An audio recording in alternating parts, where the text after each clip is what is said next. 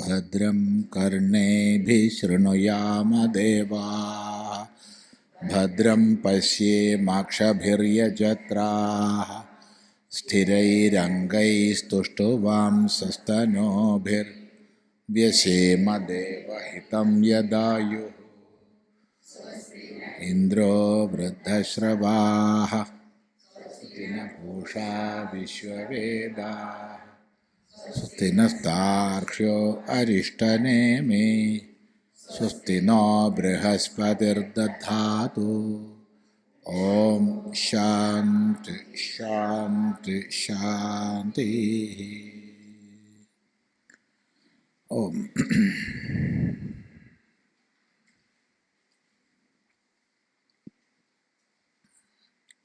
तपसा चीयते ब्रह्मा ततोन्नमभिजायते अन्नात् प्राणो मनः सत्यं लोकाकर्मसु चामृतम्। तपसा चीयते ब्रह्मा ततोन्नमभिजायते अन्नात् प्राणो मनः सत्यं लोकाः कर्मसु चामृतम्।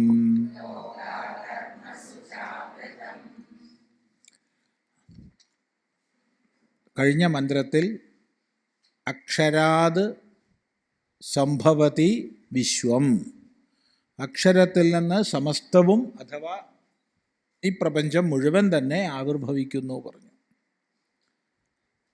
അതിനെ വിസ്തരിച്ച് പറയുകയാണ്, തപസാ ചീയതേ ബ്രഹ്മ, അക്ഷരമായിരിക്കുന്ന ബ്രഹ്മം, അക്ഷരം, ബ്രഹ്മ, ഇതൊക്കെ പര്യായങ്ങളായിട്ടാണ് ഉപയോഗിക്കുന്നത്.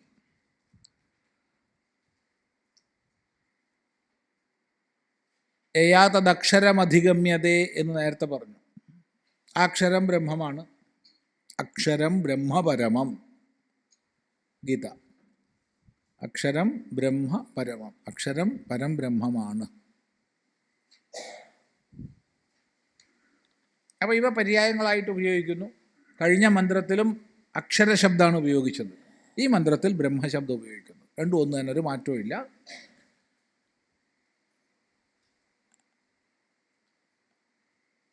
തപസാ ചീയത്തെ ബ്രഹ്മ, തപസ്സുകൊണ്ട് ബ്രഹ്മം ചീയത്തെ, ചീഞ്ഞ് ചയനെ. ഇപ്പോൾ ചയനം ചെയ്യുന്നു എന്ന് പറയാൻ പറ്റില്ല. ചീയതേ എന്ന് പറഞ്ഞാൽ വിപുലമാകുന്നു, വിജൃംഭിതമാകുന്നു എന്നാണ്. തപസ്സിലൂടെ ബ്രഹ്മം വിപുലമാകുന്നു.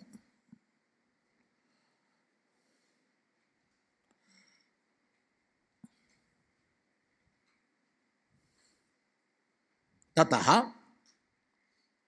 അതിൽ നിന്ന് അന്നം അഭിജായത്തെ, അന്നം ജനിക്കുന്നു. അന്നാത്, അന്നത്തിൽ നിന്ന്.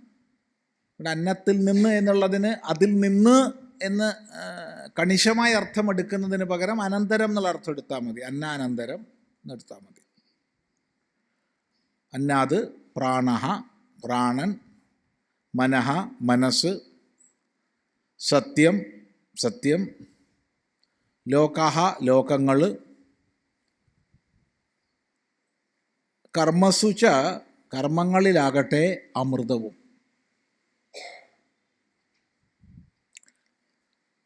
നമുക്ക് ക്രമമായി പഠിക്കാം, വളരെ ശ്രദ്ധിച്ച് പഠിക്കേണ്ടതാണ്. ഇത് പ്രപഞ്ചതലത്തിലേക്ക്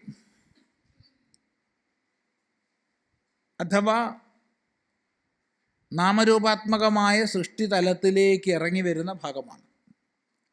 നേരത്തെ പറഞ്ഞ പരമസത്യത്തെക്കുറിച്ചുള്ള പ്രതിപാദനമല്ല. കാരണം അക്ഷരാത് സംഭവരതീഹ വിശ്വം എന്ന് പറഞ്ഞു. അക്ഷരത്തിൽ നിന്ന് വിശ്വം സംഭവിക്കുന്നു. എങ്ങനെ? ആ വിശ്വം സംഭവിക്കുന്നതിനെയാണ് ഇവിടെ പറയുന്നത്.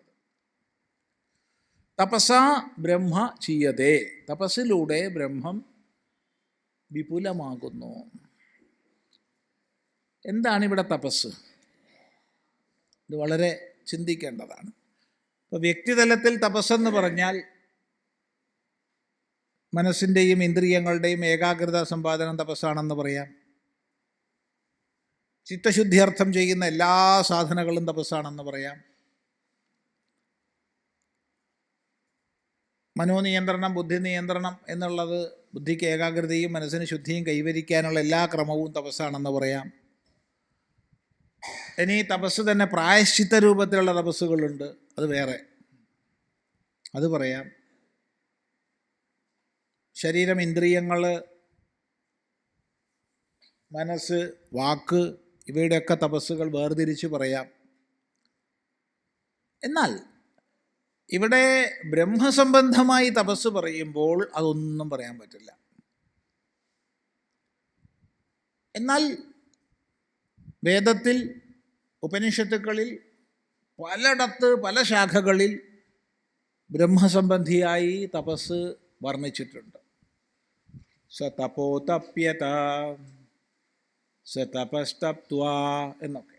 അല്ലെങ്കിൽ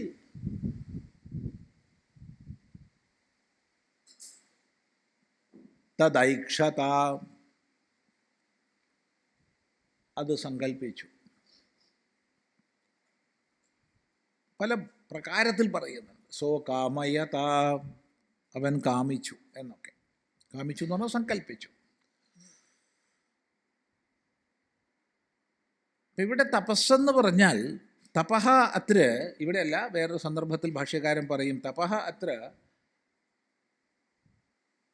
സൃഷ്ടിവിഷയകം അന്വാലോചനം. സൃഷ്ടിവിഷയകമായ അന്വാലോചനമാണ് തപസ്സെന്നൊരു സന്ദർഭത്തിൽ പറയും. അതിവിടെയല്ല വരുന്നത്, വേറെ ഭാഗത്താണ്. അപ്പോൾ സൃഷ്ടിവിഷയകമായ അന്വാലോചനം, എങ്ങനെയാണ് നാമരൂപാത്മകമായ ഈ പ്രപഞ്ചം മുഴുവൻ സൃഷ്ടമാകുന്നത് എന്നതിനെക്കുറിച്ചുള്ള തുടർന്നുള്ള ആലോചന. തുടർന്നുള്ള ആലോചന എന്ന് പറഞ്ഞാൽ മുൻ കൽപ്പങ്ങളിൽ എങ്ങനെ സംഭവിച്ചു എന്നുള്ളതിൻ്റെ പുനരാലോചന. എന്നിട്ട് അതേപോലെ തന്നെ വീണ്ടും വിധാനം ചെയ്യുന്നു എന്നൊക്കെ വർണ്ണിക്കും.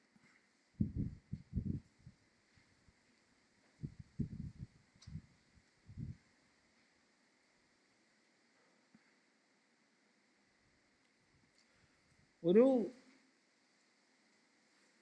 തന്നിൽ തന്നെ നിഹിതമായ അനന്യയും അഭിന്നയുമായ ശക്തിവിശേഷം, അതാണ് നമ്മൾ മായ എന്നൊക്കെ പറയുന്നത്. മായ അന്യയല്ല, ഭിന്നയല്ല, അഭിന്നയാണ്, അനന്യയാണ്. എങ്കിലും പ്രകടമാകുന്ന സന്ദർഭത്തിൽ, ഈ പ്രകടമാകുക എന്നൊക്കെ പറയുന്നത് സൃഷ്ടിക്രമത്തെ ചിന്തിക്കുമ്പോൾ മാത്രമാണ്. അല്ലാതെ പരമാത്മാവും മായയും ഭിന്നം എന്നുള്ളൊരു ചർച്ചയെ വരുന്നില്ല. ഏതുപോലെയെന്ന് ചോദിച്ചാൽ ഏറ്റവും ലളിതമായൊരു ദൃഷ്ടാന്തം പറയാം. അഗ്നിയും അതിൻ്റെ ചൂടും പോലെ. അഗ്നിയിൽ നിന്ന് ഭിന്നമാണോ ചൂട്? അല്ല. അപ്പോൾ പിന്നെ ഭിന്നമല്ലെങ്കിൽ പിന്നെ ഇതിനാ പറയുന്നേ? ഒരാൾ പറഞ്ഞു എനിക്ക് തീ കൊണ്ട് പൊള്ളി എന്ന് പറഞ്ഞു. വേറൊരാൾ പറഞ്ഞു എനിക്ക് തീയുടെ ചൂട് കൊണ്ട് പൊള്ളി, അഗ്നിയുടെ ചൂട് കൊണ്ട് പൊള്ളി. ഏതാ ശരി? രണ്ടും ശരിയാ. അഗ്നിയുടെ ചൂട് കൊണ്ട് പൊള്ളി എന്ന് പറഞ്ഞു. അപ്പോൾ അഗ്നിയിൽ നിന്ന് അഭിന്നമാണ് ചൂട്. എങ്കിലും പൊള്ളുക എന്നുള്ള വ്യവഹാരത്തിൻ്റെ ദൃഷ്ടിയിൽ മാത്രമാണ് അഗ്നിയിൽ നിന്ന് ചൂടിനെ വേർതിരിച്ച് പറയുന്നത്. അല്ലെങ്കിൽ അഗ്നിയിൽ നിന്ന് ചൂടിനെ വേർതിരിച്ച് പറയേണ്ട ആവശ്യം ഇല്ല. അഗ്നി തന്നെയാണ് ചൂട്, അഗ്നിയുടെ സ്വധർമ്മമാണ് ചൂട്, അഗ്നിയുടെ സ്വരൂപമാണ് ചൂട് എന്ന് പറയാം.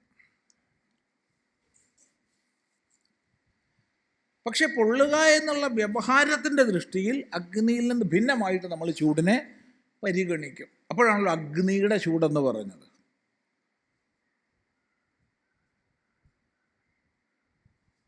പൗരാണിക ഭാഷ പറഞ്ഞാൽ നമുക്കതത്ര പ്രചാരമുള്ളതല്ല. നമുക്ക് അഗ്നിയുടെ ചൂടാണ് നല്ലത്. പൗരാണിക ഭാഷ പറയും രാഹുവിൻ്റെ തല പോലെയാണ്. രാഹോഹോ ശിരഹ ഇത്. രാഹുവിന് തലയല്ലാണ്ട് ഒന്നുമില്ല. രാഹുവിന് ഉടലില്ല, തലയേ ഉള്ളൂ. അപ്പോഴോ പിന്നെ എന്തിനാ രാഹുവിൻ്റെ തല പോലെ എന്ന് പറയണത്? അതാണ് അഗ്നിയുടെ ചൂട് പോലെ.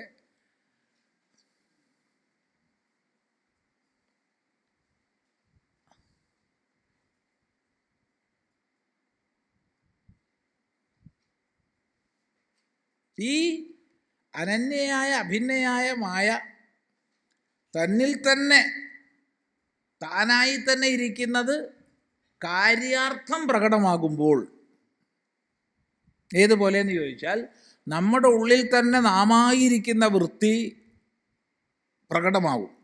അപ്പോൾ നമ്മൾ ചിന്തിച്ചു, അങ്ങനെ ചെയ്യാം, ഇങ്ങനെ ചെയ്യാം, അവിടെ പോവാം, ഇവിടെ പോവാം എന്നൊക്കെ. വാസ്തവത്തിൽ ഈ ശക്തി നമ്മളിൽ തന്നെ ആയിരുന്നു, നമ്മളിൽ അനന്യമായിരുന്നെങ്കിലും ഇപ്പോൾ നമ്മൾ അതിനെ പ്രകടമാക്കി ചിന്തിക്കാൻ തുടങ്ങി. ചിന്തിച്ചിട്ട് കാര്യത്തെ ചെയ്യുന്നു, പോകുന്നു, അല്ലെങ്കിൽ ഒന്നുണ്ടാക്കുന്നു. ഇതുപോലെ തന്നിൽ തന്നെ നിഹിതമായ മായയുടെ പ്രാകട്യമുണ്ടാക്കി സൃഷ്ടി വിഷയകമായ സങ്കല്പത്തെ ചെയ്തു.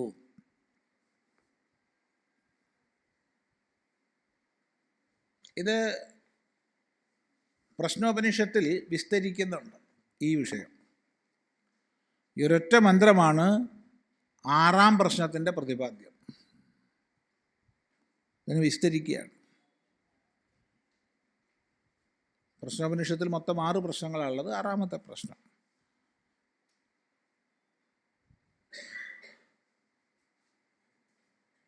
അതിൻ്റെ സൂചന വരുന്നത് 1-ാം പ്രശ്നത്തിലാണ്. 1-ാം പ്രശ്നത്തിൽ സൂചിതമായ വിഷയം 6-ാം പ്രശ്നത്തിൽ വിപുലമായി വിസ്തരിച്ചു. ആ പ്രശ്നോപനിഷത്ത് പഠിക്കേണ്ടതാണ് നമ്മൾ.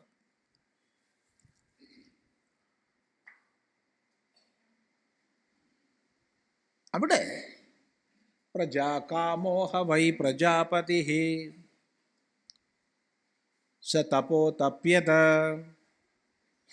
തപസ്തപ്ത്വാ മിഥുനമസൃജയത് രയിം ച പ്രാണം ചേത്യേതൗ മേ ബഹുധാ പ്രജാ കരിഷ്യത ഇതി.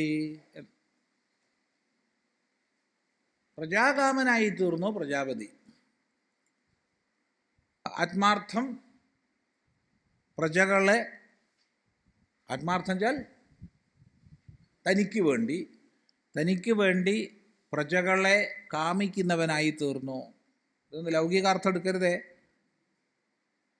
അപ്പോഴാണ്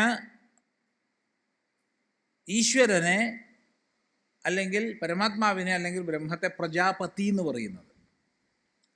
അല്ലെങ്കിൽ പ്രജാപതി ഭാവം ഇല്ല. എന്നിട്ട് എന്ത് ചെയ്തു? തപസ് ചെയ്തു. എന്നിട്ടോ തപസ് ചെയ്തിട്ട് മിഥുനത്തെ ഉണ്ടാക്കി. മിഥുനം എന്ന് പറഞ്ഞാൽ ഇണ, 2 ചേർന്നത്. ഏതാണ് ഈ മിഥുനം? രയിയും പ്രാണനും. രയി ദ്രവ്യം, പ്രാണൻ ഊർജം. ദ്രവ്യമെന്നും ഊർജമെന്നും 2 ഭാവങ്ങളെ പ്രകടമാക്കി. വാസ്തവത്തിൽ ഈ 2 എന്താണ്? പ്രജാപതി തന്നെയാണ്. തന്നിൽ നിന്ന് തൻ്റെ തന്നെ അഥവാ തന്നിൽ നിഹിതമായ 2 ഭാവങ്ങളെ പ്രകടമാക്കി. 2ഉം ചേർന്നാൽ 1. അതുകൊണ്ട് വൈദിക വീക്ഷണം അനുസരിച്ച് ദ്രവ്യമോ ഊർജമോ ആത്യന്തികമല്ല. ദ്രവ്യവും ഊർജവും ആപേക്ഷികങ്ങളാണ്, റിലേറ്റീവാണ്. ദ്രവ്യവും ഊർജവും. ദ്രവ്യത്തിനും ആത്യന്തിക സത്തയില്ല, ഊർജത്തിനും ആത്യന്തിക സത്തയില്ല. ഇവ 2ഉം ചേർന്നത് ഒരു പ്രജാപതി.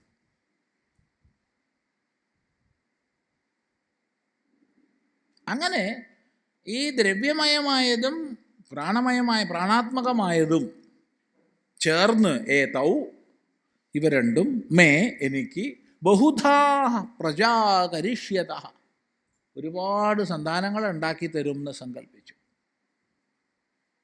ഒരുപാട് പ്രജകളെ ഉണ്ടാക്കി തരും. അങ്ങനെ പഞ്ചഭൂതങ്ങൾ, സമ്പൂർണ്ണ പ്രപഞ്ചം ആവിർഭവിച്ചു. ആ പ്രപഞ്ചാവിർഭാവത്തെയാണ് കലകളായിട്ട് 6-ാം പ്രശ്നത്തിൽ വർണ്ണിക്കുന്നത്. കലകൾ. കല എന്ന് പറഞ്ഞാൽ അവയവം. മുഴുവൻ പ്രപഞ്ചാവയവങ്ങളാണ്. അവയവയുക്തമായ പ്രപഞ്ചം.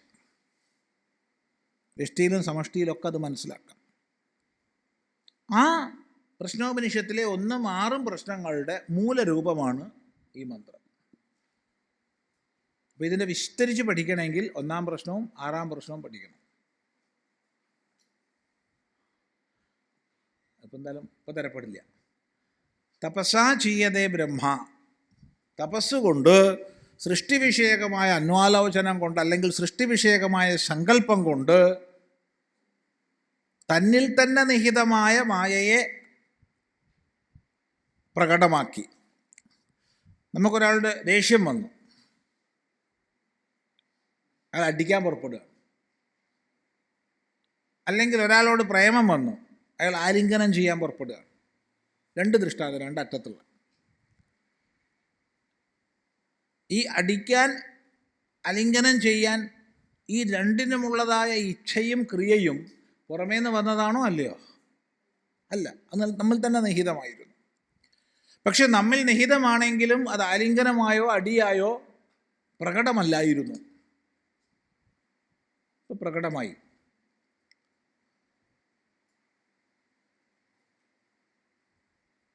ചിലപ്പോൾ അടി ആലിംഗനത്തിലെത്താം, ആലിംഗനം അടിയിലും എത്താം. ഇന്നലെ ഒരു നേതാവ് ഒരാളെ ആലിംഗനം ചെയ്തു. ഇന്നലെ നമ്മുടെ കേരളത്തിൽ ഒരു പാർട്ടി നേതാവ് ആലിംഗനം ചെയ്തു ഒരു യുവതിയെ. കേസായി. അതെ, ഇന്നലെയാണ്. അപ്പോൾ ആലിംഗനം എന്തിലെത്തി? അടിയിലെത്തി. അടി ചിലപ്പോൾ ആലിംഗനത്തിലെത്തും. അയ്യോ, എന്നെ അടിച്ചല്ലോ എന്നുള്ള പ്രേമം കൊണ്ട് ചിലപ്പോൾ ആലിംഗനം ഉണ്ടായി എന്ന് വരും. പക്ഷെ എന്തായാലും ഈ രണ്ടും തന്നിൽ നിഹിതമായത്, തന്നിൽ നിന്ന് പ്രകടമായതാണ്. ഇതാണ് മനസ്സിലാക്കാനുള്ളത്. അപ്പം പ്രജാപതി ഭാവം, പ്രജാകാമത്വം അന്യമല്ല, ഭിന്നമല്ല. നേരത്തെ പറഞ്ഞതുപോലെ ചിലന്തിയിൽ നിന്ന് അതിൻ്റെ വല വരുന്ന പോലെ, ഭൂമിയിൽ നിന്ന് വൃക്ഷം കിളിർക്കുന്ന പോലെ, മനുഷ്യനിൽ നിന്ന് രോമം മുളയ്ക്കുന്ന പോലെ തന്നെയാണ്, അന്യമല്ല. അടിക്കാൻ ഉപയോഗിച്ച ശക്തി തന്നിൽ തന്നെ നിഹിതമാണ്. അതാണ് ഉപയോഗിച്ചത്. ചിലപ്പോൾ അത് ആദ്യമേ പ്രകടിതമാകും, ചിലപ്പോൾ തീർത്തും അപ്രകടിതമാകും. അല്ലേ? ആദ്യമേ പ്രകടിതമാകും. ചിലപ്പോൾ കണ്ടാൽ തന്നെ നമുക്ക് അറിയാം ഇയാൾ അടിക്കും കിട്ടാവുന്നു. അയാൾക്ക് അതിനുള്ള കരുത്തും അതിനുള്ള ഓജസ്സും ഒക്കെ നമ്മൾ കാണുന്നു. ചിലപ്പോൾ ഇതൊന്നും കണ്ടില്ലെങ്കിലും അയാളൊന്ന് കിട്ടിയെന്ന് വരും. ഇല്ലേ? അങ്ങനെയില്ല?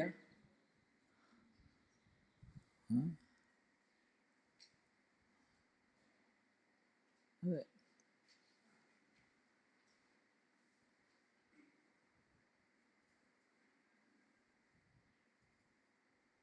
അപ്പോൾ തന്നിൽ തന്നെ നിഹിതമായ ശക്തിയെ പ്രകടമാക്കുന്നു. അങ്ങനെ പ്രകടമാക്കുന്നതിലൂടെ വിപുലമാകുന്നു.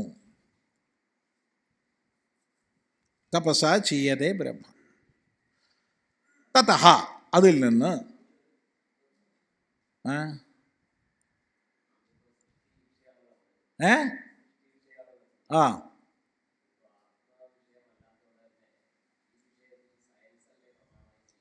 സയൻസ് പ്രമാണമാണല്ലോ. ആര് പറഞ്ഞല്ലാന്ന്? ഇല്ല, ഇരിക്കുക. ശാസ്ത്രം നിത്യം വികസിക്കുന്നതാണ്.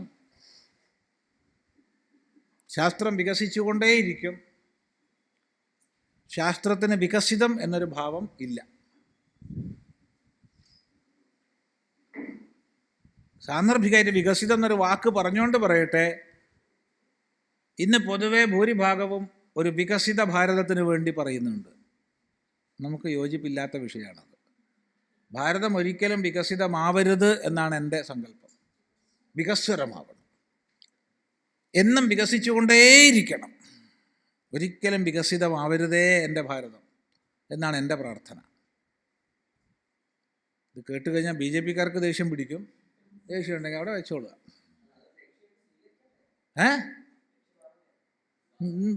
വികാസം ലക്ഷ്യമാവണം, വികസിതം ലക്ഷ്യമാവരുത്.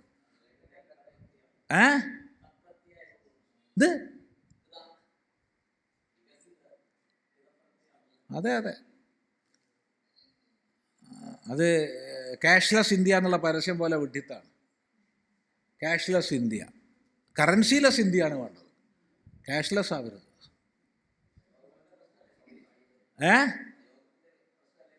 പ്രയോഗത്തിൻ്റെ പ്രശ്നമാണ്, അത് വലിയൊരു സങ്കല്പത്തിൻ്റെ പ്രശ്നമാണ്. സയൻസ് ഡെവലപ്ഡ് ആയാൽ പിന്നെ ഒരു ഇഞ്ച് മുന്നോട്ട് നീങ്ങാനുള്ള പ്രേരണയോ ചോദനയോ നമുക്കില്ല. ഒരു രാഷ്ട്രം, ഒരു ഇക്കണോമി ഡെവലപ്ഡ് ആണെന്ന് തോന്നിക്കഴിഞ്ഞാൽ ഒരു ഇഞ്ച് മുന്നോട്ട് പോകാനുള്ള ചോദനയോ പ്രേരണയോ ഇല്ല, സ്റ്റാഗ്നൻ്റ് ആണ് അവിടെ. അതെ, അതുകൊണ്ടാണ് ഈ പുതിയ പേര് പറഞ്ഞതിനോട് വിപരീതം വികസ്വരമായിരിക്കണം എന്നും ഭാരതം. ഇനി ആരെങ്കിലും വികസിതമായ ഒരു രാജ്യത്തെ ചൂണ്ടിക്കാണിച്ചു എന്നാൽ ഞാനിത് മാറ്റി പറയാം. ഏതെങ്കിലും ഒരു രാജ്യം ലോകത്ത് വികസിതമുണ്ടെന്ന് നിങ്ങൾ പറഞ്ഞാൽ, ധൈര്യം ഉണ്ടെങ്കിൽ പറഞ്ഞോളൂ, ഞാനതിന് മറുപടി പറഞ്ഞുതരാം. വികസിതമായാൽ അവിടെ നിന്നു, വികസിതമായാൽ പിന്നെ മുന്നോട്ട് പോവില്ല, അവിടെ ഉയരാനുള്ള ചോദനയില്ല. എന്ന് മാത്രമല്ല, വികസിതമാണെന്ന് സങ്കല്പിച്ച ഒരുപാട് പേരുണ്ട്. ഉദാഹരണം നമ്മുടെ മുമ്പിലുണ്ട്, അമേരിക്ക. ഞങ്ങൾ വികസിതമാണെന്ന് കുറേ കാലമായി പറയാൻ തുടങ്ങിയിട്ട്. വികസിത രാജ്യമാണ്. സത്യസന്ധമായി നിങ്ങൾ പരിശോധിച്ചോളൂ, അമേരിക്കൻ യൂണിവേഴ്സിറ്റികളിൽ ഒരു 40% മുകളിൽ വിദ്യാർത്ഥികൾ അമേരിക്കക്കാരില്ല. അമേരിക്കയിലെ ഭൂരിഭാഗം ജനങ്ങളും മാക്സിമം 10ാം ക്ലാസ് പഠിക്കുന്നു. അത് കഴിയുമ്പോൾ പെട്രോൾ പമ്പിലോ മറ്റോ ജോലിക്ക് പോകുന്നു, അല്ലെങ്കിൽ പ്ലംബറായിട്ട്, ഇലക്ട്രീഷ്യനായിട്ട്. അത് മോശമെന്നല്ല പറഞ്ഞത്, ഇലക്ട്രീഷ്യൻ്റെ പണി നല്ലതാണ്, പ്ലംബറിൻ്റെ പണി നല്ലതാണ്, പെട്രോൾ പമ്പിൽ പോകണം നല്ലതാണ്, ഒക്കെ നല്ലതാണ്. അതിന് മേപ്പട്ടിക്ക് പോകുന്നവർ വളരെ ചുരുക്കമാണ്. മാക്സിമം +2. അമേരിക്കൻ യൂണിവേഴ്സിറ്റികളൊക്കെ ഫുള്ളാണ്, അഡ്മിഷൻ കിട്ടാൻ പണിയാണ്. Asia, Europe, Africa, China, Russia തുടങ്ങിയ രാജ്യങ്ങളിൽ നിന്നുള്ളവരാണൊക്കെ. ഇന്ത്യയാണ് ഏറ്റവും കൂടുതൽ വിദ്യാർത്ഥികൾ. ഇനിയും കൂടുതൽ പോയി കഴിഞ്ഞാൽ കാണാം, മയക്കുമരുന്ന് അടിച്ച് ആകാശത്തേക്ക് നോക്കി ചിരിച്ചും കരഞ്ഞു നിൽക്കുന്ന യുവതി യുവാക്കളെ. സംശയം ഉണ്ടെങ്കിൽ സാൻ ഫ്രാൻസിസ്കോ പോയിട്ട് ഒന്ന് സഞ്ചരിക്കുക, ഉള്ളിൽ കൂടെയൊക്കെ. ഇതാണ് വികസിതം എന്ന് അഭിമാനിച്ചാലുള്ള തകരാറ്. ഈ ഗതികേട് എൻ്റെ രാഷ്ട്രത്തിന് വരരുതേ. എൻ്റെ രാഷ്ട്രം എപ്പോഴും വികസ്വരമാകണമേ, വികസിച്ചുകൊണ്ടേയിരിക്കണം. ലോകത്തിൻ്റെ നെറുകയിൽ ലോകത്തെ മുഴുവൻ നയിക്കുന്നതായി എൻ്റെ രാജ്യം തീരണം. ഒരിക്കലും വികസിതമാവരുത്. 2047 സ്റ്റാഗ്നേഷൻ വരരുത് എൻ്റെ രാജ്യത്ത് നിന്ന്. സയൻസ് ഒരിക്കലും വികസിതമാവരുത്. പൊട്ടത്തരാണ് പറയണത്. നമ്മൾ എന്തെങ്കിലും ഒന്ന് കണ്ടെത്തി കഴിഞ്ഞാൽ കഴിഞ്ഞു എന്ന് വിചാരിക്കരുത്. അത് പുതിയ കണ്ടെത്തലിനുള്ള ചവിട്ടുപടി മാത്രമാണ്. റിസർച്ച് മുന്നോട്ട് പോയിക്കൊണ്ടേയിരിക്കണം, റിസർച്ച് ആൻഡ് ഡെവലപ്മെൻറ്റ്. അല്ലെങ്കിൽ കഴിഞ്ഞു, പിന്നെ എന്താ നമുക്ക് മുന്നോട്ട് നയിക്കാനുള്ള? എന്നും ഡെവലപ്പിംഗ് ആയിരിക്കണം.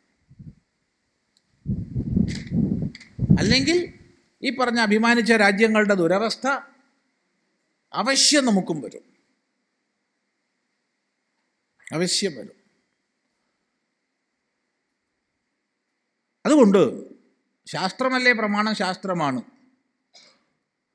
ഉപനിഷത്ത് ആയുർവേദത്തിന് പകരം വെക്കണമെന്നോ, വാനനിരീക്ഷണത്തിന് പകരം വെക്കണമെന്നോ, ജ്യോതിശാസ്ത്രത്തിന് പകരം വെക്കണമെന്നോ ഒരു ഋഷിയും പറഞ്ഞിട്ടില്ല. നിങ്ങളതൊക്കെ പഠിച്ചോളൂ. അതിൻ്റെ അടിസ്ഥാന ചിന്തയാണ് ഈ പറയുന്നത്. ഈ അടിസ്ഥാന ചിന്തയ്ക്ക് ഒരു മാറ്റമില്ല.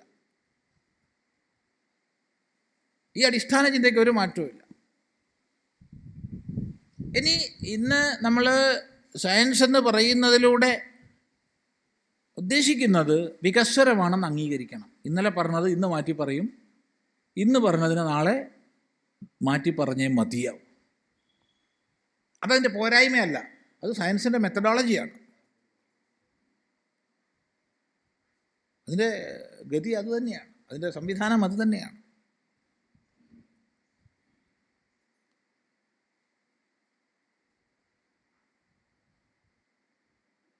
ശബ്ദം തരംഗങ്ങളായി സഞ്ചരിക്കുന്നു, പ്രകാശം തരംഗങ്ങളായി അല്ല സഞ്ചരിക്കുന്നത്, അത് പാച്ചാണെന്നൊക്കെ പറഞ്ഞു ആദ്യം. പിന്നെയോ അത് വേവുലറാണെന്ന് പിന്നെ പറഞ്ഞു. അതുകൊണ്ട് നമ്മൾ ശാസ്ത്രത്തെ കുറ്റപ്പെടുത്തുന്നില്ല, കുറ്റപ്പെടുത്തരുത്. പുതിയ പുതിയ കണ്ടെത്തൽ വരുന്നതിനനുസരിച്ച് മുന്നോട്ട് പോയിക്കൊണ്ടേയിരിക്കും. ഇതൊരിക്കലും മാറാത്തതാണ് പ്രമാണം. ഇതൊരിക്കലും മാറില്ല. സ്മൃതികൾ മാറിക്കൊണ്ടേയിരിക്കും, ഇതിൻ്റെ വിശദീകരണങ്ങൾ മാറിക്കൊണ്ടേയിരിക്കും. ഇത് അടിസ്ഥാന കാഴ്ചപ്പാട് മാറില്ല. അതുകൊണ്ട് ആത്യന്തികമായ സത്തയിൽ സ്വഗതമായ അല്ലെങ്കിൽ നിഹിതമായ ശക്തിയുടെ സ്പന്ദനം വരുത്തി അതിലൂടെ അന്നം അഭിജായതേ. അന്നം എന്നുള്ളത് സാമാന്യമായി ദ്രവ്യസൂചകമാണ്. അത്താവെന്നുള്ളത് പ്രാണസൂചകമാണ്. ഇത് പ്രശ്നോപനിഷത്തിൻ്റെ ഭാഷയാണ് ഇപ്പോൾ പറഞ്ഞത്. എന്നാൽ ഇവിടെ അന്നം എന്നുള്ളതിന് അതിൽ കവിഞ്ഞ അർത്ഥമുണ്ട്.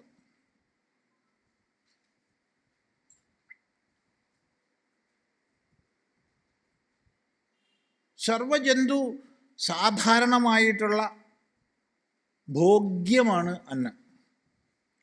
സർവജന്തു സാധാരണമായിട്ടുള്ള ഭോഗ്യമാണ് അന്നം. അത് ഭിന്നമായിട്ട് മാറും പല യോനികൾക്ക്. ഇപ്പോൾ ദേവതകൾക്ക് അന്നം ഒരു ജാതി, മനുഷ്യന്മാർക്ക് അന്നം വേറെ ജാതി, പശുപക്ഷികൾക്ക് വേറെ ജാതി, അങ്ങനെയൊക്കെ ഉണ്ടാവും.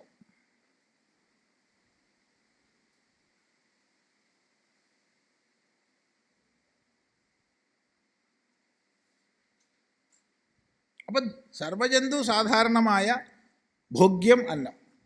ഇനി കുറച്ചും കൂടി അപ്പുറത്തേക്ക് നമ്മൾ പോയാൽ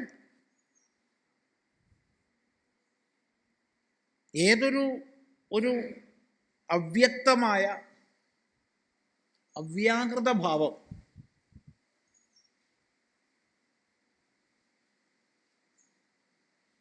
ഈ കണ്ട സമസ്ത ജീവരാശികളുമായി വിപുലമാകുന്നുവോ, ആ അവ്യാകൃതത്തെ അന്നം എന്ന് പറയാം. ആ അർത്ഥത്തിലാണ് ഭഗവാൻ ഭാഷ്യകാരൻ ഇവിടെ ഭാഷ്യത്തിൽ നമുക്ക് പറഞ്ഞു തരാം. അതായത് സർവ ജീവരാശികളുമായി വിപുലമാകുന്ന സൂക്ഷ്മ അഥവാ അവ്യാകൃത, വ്യാകൃത എന്ന് പറഞ്ഞാൽ നാമരൂപങ്ങളായി വ്യാകരിക്കപ്പെട്ടിട്ടില്ലാത്ത,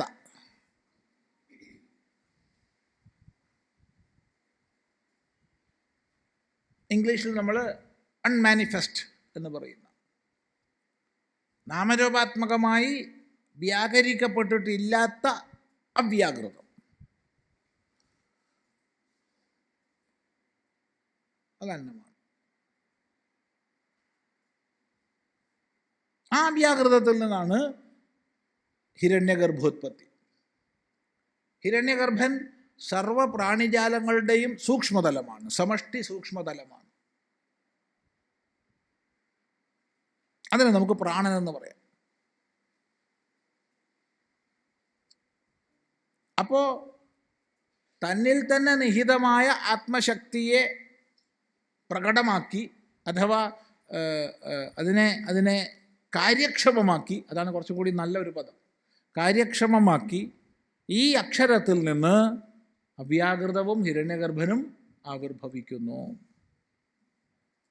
അഥവാ സർവജന്തു സാധാരണമായ ഭോഗ്യം അന്നം, ആ ഭോഗ്യത്തിൽ നിന്ന് ഉണ്ടാവുന്ന ശക്തി, സമഷ്ടി ജീവശക്തി പ്രാണൻ, അത് വേറെയാണ്. ശങ്കരഭാഷ്യത്തിൽ നിന്ന് അകന്നിട്ടാണ് പറയുന്നത്. നേരത്തെ പറഞ്ഞത് ശങ്കരഭാഷ്യത്തിനനുസരിച്ചാണ്, ഇപ്പോൾ പറയുന്ന ഭാഷ്യത്തിൽ നിന്ന് അകന്നിട്ടാണ്. അപ്പോൾ സർവജന്തു സാധാരണമായ അന്നവും അതിൽ നിന്ന് ഉത്പന്നമാകുന്ന ശക്തിവിശേഷം നമുക്കിപ്പോൾ ആവശ്യമായി വരുന്നുണ്ടോ? കുറച്ചുകൂടി കഴിഞ്ഞിട്ട് പോരെ അല്ലേ? അന്നത്തിൽ നിന്ന് ശക്തി കുറച്ച് കഴിഞ്ഞിട്ട് മതി.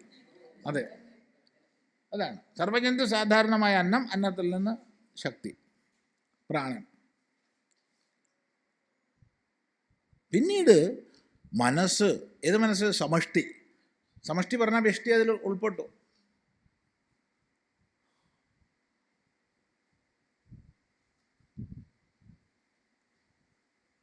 മനസ്സ്, സത്യം, സകല സകല കർമ്മഫലങ്ങളും, സകല കർമ്മഫലങ്ങളും, ലോകാഹ, ആ കർമ്മഫലങ്ങളെ അനുഭവിക്കാനുള്ള മണ്ഡലങ്ങൾ, ലോകങ്ങൾ, ആ ലോകങ്ങളിൽ നമ്മൾ അനുവർത്തിക്കുന്ന കർമ്മങ്ങൾക്ക് അമൃതമായ ഫലം, അക്ഷയ്യമായ ഫലം. ഇങ്ങനെ ചുരുക്കി പറഞ്ഞാൽ, ഇത് വിസ്തരിച്ച് പഠിക്കണമെങ്കിൽ 6-ാം പ്രശ്നം പഠിക്കണം. അവിടെ 16ആയിട്ട് ഇതിനെ വിഭജിച്ച് പറയുന്നുണ്ട്. ഈ പ്രപഞ്ചത്തിൻ്റെ വിവിധ കലകളായിട്ട് മുഴുവൻ സൃഷ്ടിജാലങ്ങളും വരുന്നു. നോക്കൂ, നമ്മൾ ഭാഷ്യം പഠിക്കുന്നില്ല എങ്കിൽ ഈ മന്ത്രത്തിൻ്റെ മാത്രം ഭാഷ്യം ഒന്ന് ശ്രദ്ധിക്കൂ. തപസ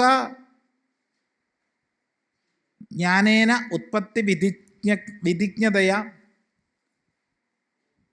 ഭൂതയോനി അക്ഷരം ബ്രഹ്മ ചീയതേ ഉപചീയതേ ഉത്പിപാദയിഷത് ഇദം ജഗത് അങ്കുരം ഇവ ബീജം ഉച്ഛൂനതാം ഗച്ഛതി പുത്രമിവ പിതാ ഹർഷേണ. ഏവം സർവജ്ഞതയാ സൃഷ്ടിസ്ഥിതി സംഹാരശക്തി വിജ്ഞാനതയാ ഉപചിതാത് തതഃ ബ്രഹ്മണഃ അന്നം അദ്യതേ ഭുജ്യതേ ഇതി അന്നം അവ്യാകൃതം സാധാരണം സംസാരിണാം വ്യാചികീർഷിതാവസ്ഥാരൂപേണ അഭിജായതേ ഉത്പദ്യതേ. തതശ്ച അവ്യാകൃതാത് വ്യാചികീർഷിതാവസ്ഥാതഃ അന്നാത് പ്രാണഃ ഹിരണ്യഗർഭഃ ബ്രഹ്മണഃ ജ്ഞാനക്രിയാശക്തി അധിഷ്ഠിത ജഗത്സാധാരണഃ അവിദ്യാ കാമകർമ്മഭൂത സമുദായ ബീജാങ്കുരഃ ജഗദാത്മാ അഭിജായതേ ഇത്യനുഷംഗഃ. തസ്മാച്ച പ്രാണാത് മനഃ, മന ആഖ്യം സങ്കല്പ വികല്പ സംശയ നിർണയാദ്യാത്മകം അഭിജായതേ.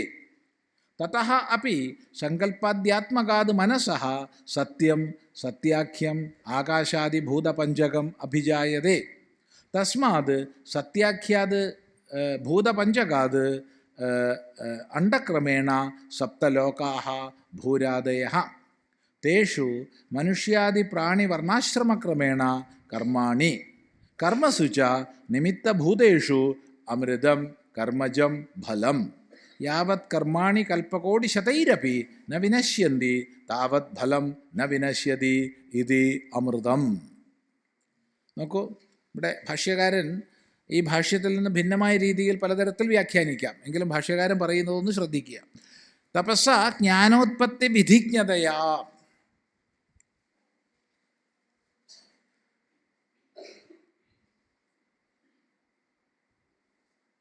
തപസ് ജ്ഞാനലക്ഷണമാണ്. ജ്ഞാനലക്ഷണമാണ് തപസ്. അത് എങ്ങനെയുള്ളതാണ്? ജ്ഞാനേന, ജ്ഞാനം കൊണ്ട്. തപസ എന്ന് പറഞ്ഞാൽ തപസ് കൊണ്ട്. എന്താ അർത്ഥം? ജ്ഞാനം കൊണ്ട്. എന്ത് ജ്ഞാനം കൊണ്ട്? ഉത്പത്തി വിധിജ്ഞതയ. ഈ സമസ്ത അവയവങ്ങളെയും അഥവാ കലകളെയും, അവിടെ എന്താ അവയവങ്ങൾ? സകലം. അവയവം എന്ന് പറഞ്ഞാൽ നമ്മൾ അവയവമല്ല, മൊത്തം സമഷ്ടിയെ കണ്ടോളണം. അപ്പം സകല പ്രപഞ്ചത്തെയും ആവിർഭവിപ്പിക്കുന്നതിനായുള്ള വിധിജ്ഞത. ജ്ഞത എന്ന് പറഞ്ഞാൽ അറിവ്. അറിവ്. ജ്ഞത അറിവിൻ്റെ ഭാവം. ജ്ഞതയാ എന്ന് പറഞ്ഞാൽ അറിവിൻ്റെ ഭാവം കൊണ്ട്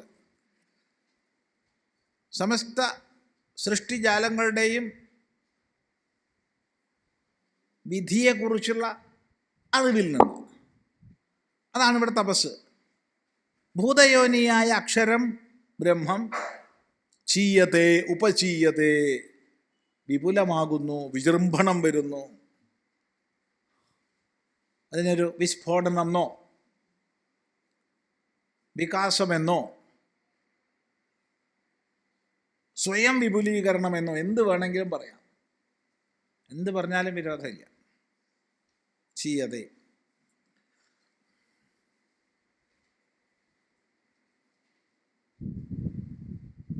ഉപചീയതേ. ഉത്പിപാദയിഷത് ഇദം ജഗത് അങ്കുരമിവ.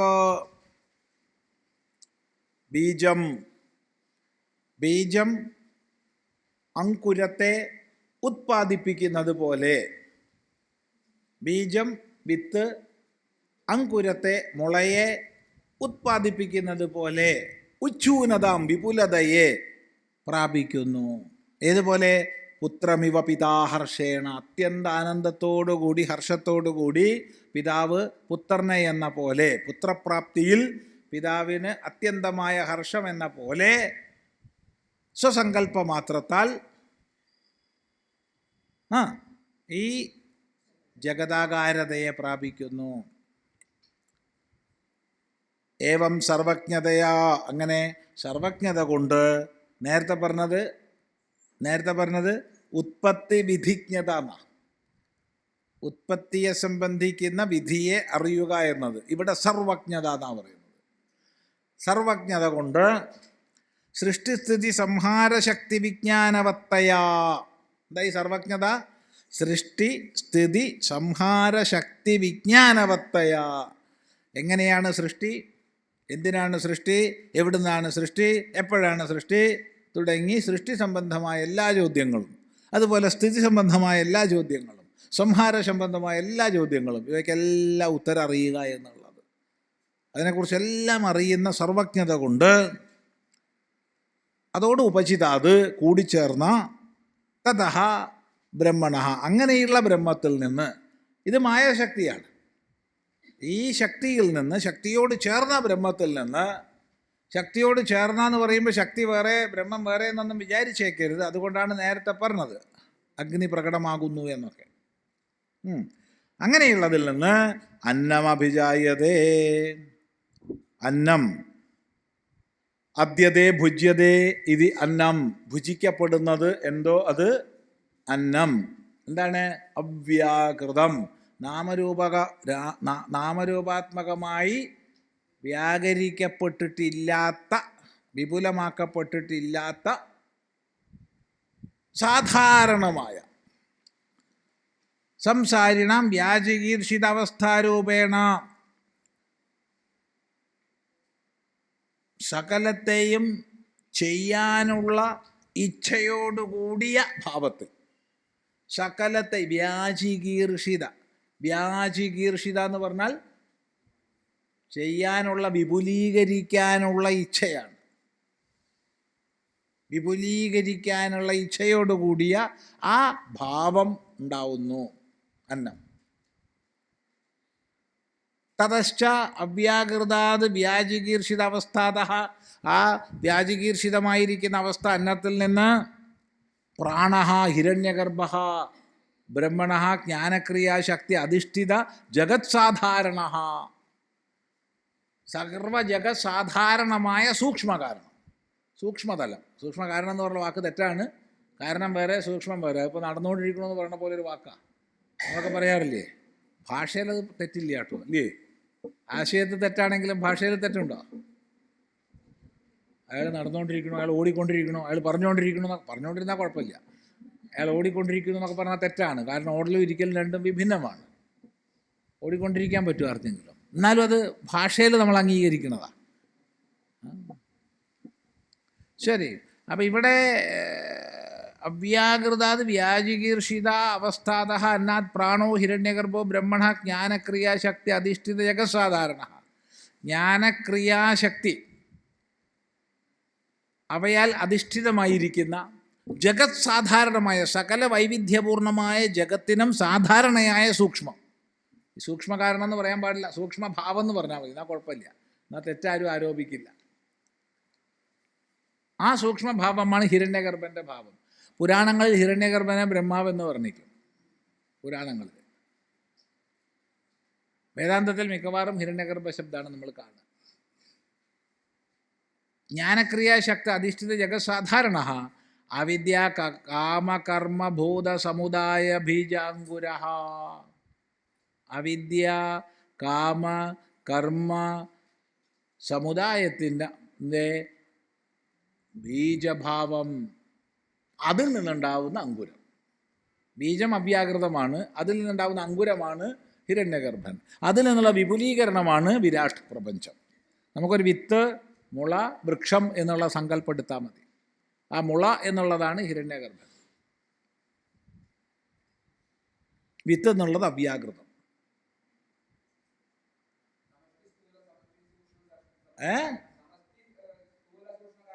അതെ, സമഷ്ടി സ്ഥൂലമാണ് വിരാട്ട്, സമഷ്ടി സൂക്ഷ്മമാണ് ഹിരണ്യഗർഭൻ, സമഷ്ടി കാരണമാണ് ഈശ്വരൻ അഥവാ അവ്യാകൃതം.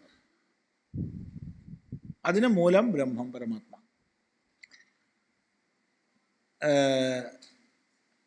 ജഗദാത്മാഭിജായതേ തസ്മാത്, അതിൽ നിന്ന് പ്രാണഹ, പ്രാണാത് ആ ഹിരണ്യഗർഭനിൽ നിന്ന് മനഃ, മനാഖ്യം സങ്കല്പ വികല്പ സംശയ നിർണയാദ്യാത്മകം, സങ്കല്പം വികല്പം സംശയം നിർണയം തുടങ്ങിയ ലക്ഷണത്തോടു കൂടിയ മനസ്സ്. ഈ മനസ്സിനെ ഇവിടെ സമഷ്ടി മനസ്സെന്ന് എടുത്തോളണം, സമഷ്ടിയായിട്ട് എടുക്കണം. അതിൽ വ്യഷ്ടി അന്തർഭവിക്കും. വ്യഷ്ടിയെ പറഞ്ഞാൽ സമഷ്ടി അന്തർഭവിക്കില്ല, അതാണ് പ്രശ്നം. തതഹാപി സങ്കല്പാദ്യാത്മകാത് മനസ്സഹ സത്യം, ഈ മനസ്സിൽ നിന്ന് പഞ്ചഭൂതങ്ങൾ, സത്യം, പഞ്ചഭൂതങ്ങൾ ആകാശ വായു അഗ്നി ജലം ഭൂമി എന്ന ക്രമത്തിൽ, അതാണ് ഭൂതപഞ്ചകം അഭിജായതേ. തസ്മാത് സത്യാഖ്യാത് ഭൂതപഞ്ചകാത്, സത്യമെന്ന പേരുള്ള പഞ്ചഭൂതങ്ങളിൽ നിന്നും അണ്ടക്രമേണ സപ്തലോകാഹ, 7 ലോകങ്ങൾ. സത്യം എന്നുള്ള വാക്ക് ആപേക്ഷികമാണ്.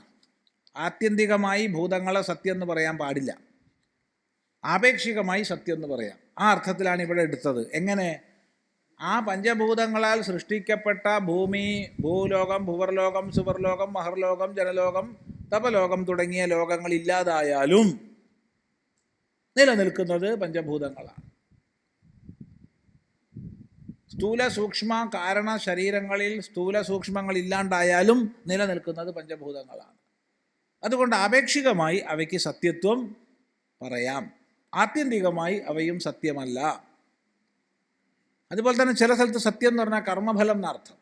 കർമ്മഫലം എങ്ങനെയാണ് സത്യമാവുക എന്ന് ചോദിച്ചാൽ, കർമ്മത്തിന് ഫലമുണ്ടെന്നുള്ളത് നിയതമായതുകൊണ്ട് അതിനെ സത്യശബ്ദം കൊണ്ട് പറയും. അങ്ങനെ മനസ്സിലാക്കണം. ഇവിടെ തന്നെ പേരുണ്ട്, അമൃതശബ്ദം കൊണ്ട് പറയുന്നുണ്ട്. ചില സ്ഥലത്ത് സത്യം എന്ന് പറയും. അപ്പോൾ അണ്ടക്രമേണ സപ്തലോകാഹ ഭൂരാതയ, 7 ലോകങ്ങൾ. തേഷു മനുഷ്യാദി പ്രാണി വർണ്ണാശ്രമക്രമേണ കർമാണി, അങ്ങനെ ലോകങ്ങളിൽ സകല ജീവരാശികളും, എത്രയോ ലക്ഷക്കണക്കിന് ജീവരാശികൾ, എത്ര ലക്ഷം എന്ന് പറയാൻ വയ്യ, 84 ലക്ഷം എന്നൊക്കെ സാമാന്യമായിട്ട് പറയണത് മനുഷ്യാപേക്ഷയിലാണ്. ഈ ഓരോ ജീവിക്കും അനുസൃതങ്ങളായ കർമ്മങ്ങൾ, എല്ലാവർക്കുള്ള കർമ്മങ്ങളും ഇവിടെ ഉണ്ട്. എല്ലാം ചേർന്ന് മനോഹരമായൊരു ഒരു ഒരു യജ്ഞമാണ് ഇവിടെ നടക്കുന്നത്.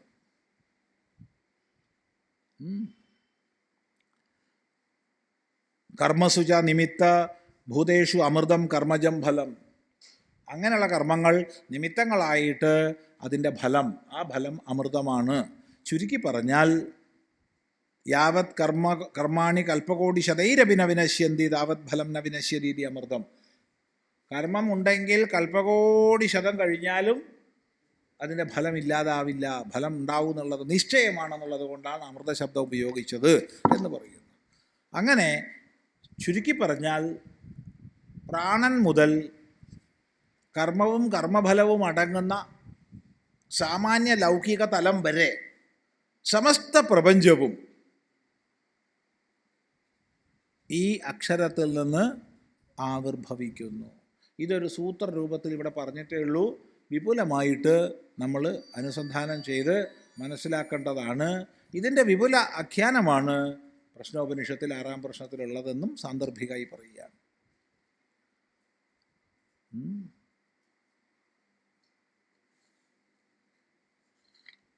അതുകൊണ്ട് അക്ഷരാത് സംഭവതീഹ വിശ്വം എന്ന് നേരത്തെ പറഞ്ഞു. അത് പറഞ്ഞത് ഭൂതയോനി ശബ്ദത്തെ സ്പഷ്ടമാക്കിക്കൊണ്ടാണ്.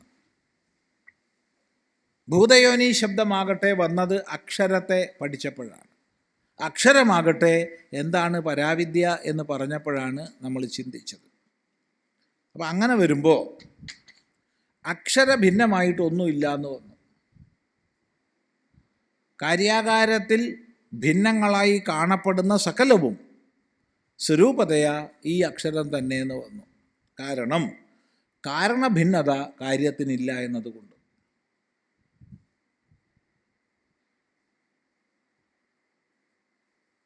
കാരണഭിന്നത കാര്യത്തിനില്ല. കാരണം ഇല്ല എങ്കിൽ കാര്യമില്ല. അപ്പോൾ സർവകാരണമായിരിക്കുന്ന ബ്രഹ്മം സർവാധിഷ്ഠാനമായി നിൽക്കുന്നു. ശരിക്കു പറഞ്ഞാൽ ചോദ്യത്തിന് മറുപടിയായി കഴിഞ്ഞു. കസ്മിന്നോ ഭഗവോ വിജ്ഞാതേ സർവമിതം വിജ്ഞാതം ഭവതി എന്നാണ്. എന്തറിഞ്ഞാൽ എല്ലാം അറിഞ്ഞതായിത്തീരും. ഈ അധിഷ്ഠാനമായ സത്യത്തെ അറിഞ്ഞാൽ, അക്ഷരത്തെ അറിഞ്ഞാൽ എല്ലാം അറിഞ്ഞതായി. പറഞ്ഞിട്ടില്ല, പറയാതെ പറഞ്ഞു.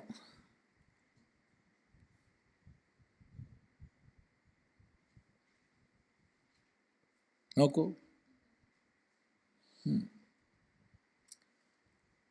ശരി. അവിടെ ഒരു മന്ത്രമുണ്ട്, അതവിടെ നിൽക്കട്ടെ.